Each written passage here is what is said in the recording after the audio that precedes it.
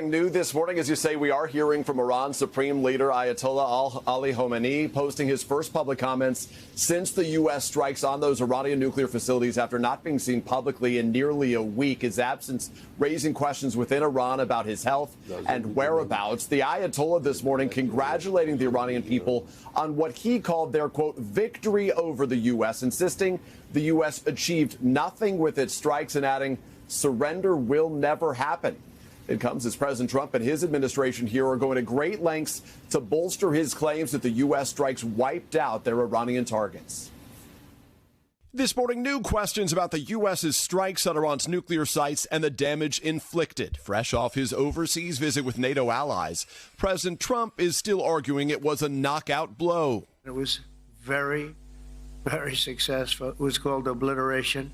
The president is forcefully disputing preliminary findings from the Defense Intelligence Agency labeled as a low-confidence assessment that Iran's nuclear program was set back by just a matter of months. The report said what it said, and it was fine. It was severe, they think, but they had no idea. They shouldn't have issued a report until they did. But the CIA is now backing up the president, citing new intelligence from a historically reliable and accurate source method.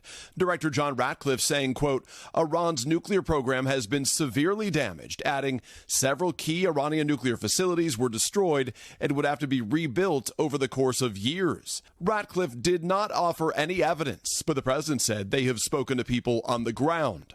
We've collected additional intelligence. We've also spoken to people who have seen the site, and the site is obliterated. Iran has also acknowledged its nuclear sites were badly damaged. Still unknown whether Iran moved any of its enriched uranium before the attack.